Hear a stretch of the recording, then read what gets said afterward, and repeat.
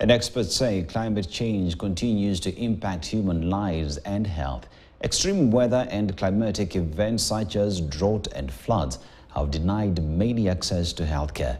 They warn that the impacts of these extreme weather events affect women and children more. In the following report, Gloria Milimu examines how the recent floods in Tana River County affected maternal health services among women in Tana Delta sub-county. It is yet another home visit for this nurse from Sarah Dispensary in Tana Delta, Tana River County. The visit includes checking on a mother and her baby in this idyllic village located in the remote parts of Abaganda sublocation. Not even the extreme heat that seems to drain the little energy left after hours of braving the rugged terrain to the remote village could stop the nurse from the routine postnatal checkups to determine the health of Aisha Mohammed and her almost 3-month-old son.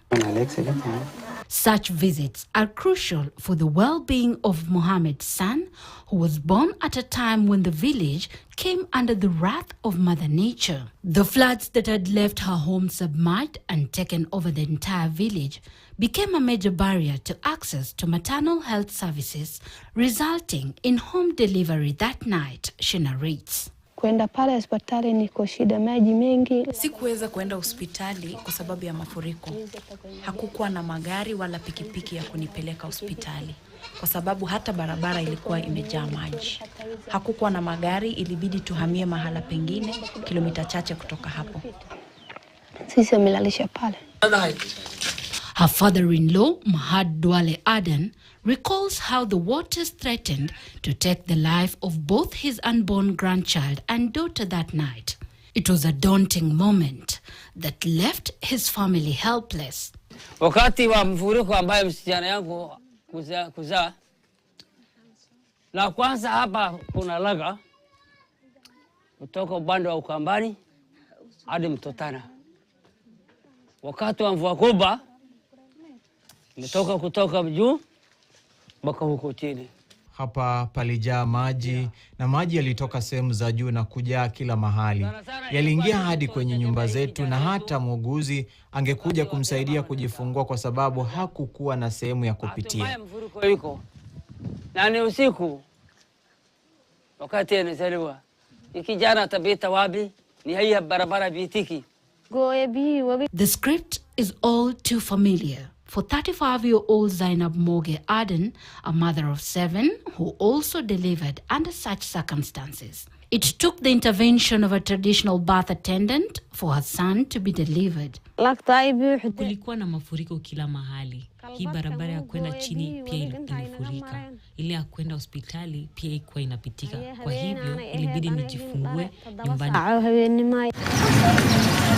Experts say extreme weather events such as floods often affect access to reproductive and maternal care services.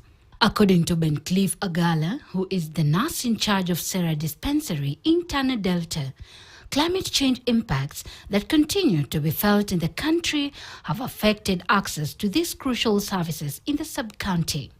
We are facing a great challenge in terms of ANC uptake, delivery, and even postnatal because of movements of people from one region to another, being that most of our clans are pastoralists.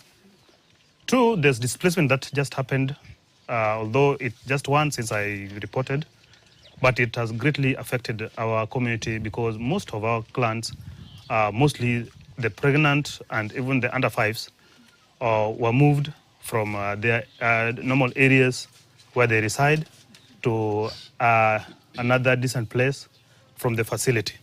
The World Health Organization recommends a postnatal examination for both mother and infant within 24 hours after birth to help respond to any changes in their condition. This is not necessarily the case. Many women like Aden and Mohammed constantly battle risks posed by extreme weather events due to climate change, among other factors like nomadic pastoralism, which is a way of life for many living in these parts of the country. Most mothers, due to poor maternal nutrition, you find that most of them are having anemia. Some of whom have very small babies who are born before their time. So any mother who gives birth while she has anemia, we are at risk of having PPH. The global climate crisis is one of the pressing problems the world is grappling with. Kenya, just like many countries, experienced its worst ever drought that hit most counties in the north, including Tana River. The heavy rains that followed thereafter left a trail of destruction in its wake. In counties like Tana River, the recent floods made it impossible for expectant mothers to access maternal health services, forcing over 10 women from Tana Delta sub-county to deliver at home, according to Fedi Sanita, the coordinator of reproductive health services in the sub-county. Some facilities had to close down, like almost 8 of them. Approximately 15 mothers, the ones that I confirmed from the CHAS and the CHBs, delivered at home just because of the inaccessibility of the health facilities. And for those who delivered at home, I know I was informed of around 2 who had fresh stillbirths. These home deliveries under unskilled personnel, according to Sanita, have largely impacted on the county's maternal health indicators. We end up having more FSBs, that is the fresh stillbirths, during this period of time, because the mothers cannot come to the facilities. And on top of that, our mothers usually have, some of them or most of them, especially the Cushites, they undergo FGM. So delivering at home with an unskilled person, they risk both the mother and the baby. The mother may have that difficult delivery, sustain some tears.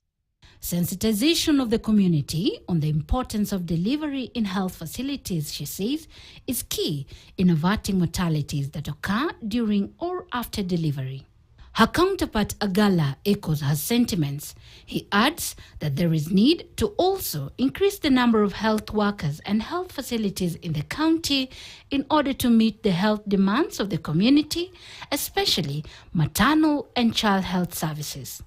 Sarah is serving a population of over 7,000.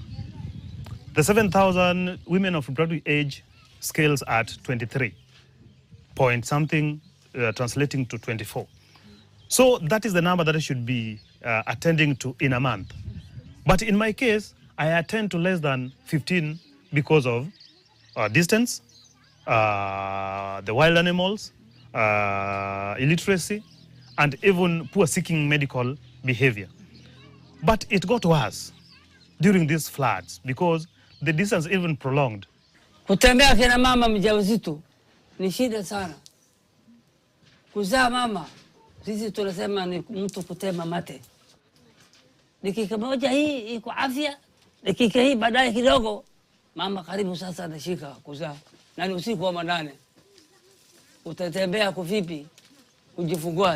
Even as the world grapples with one of the greatest threats that has long-term implications on the most vulnerable populations, experts say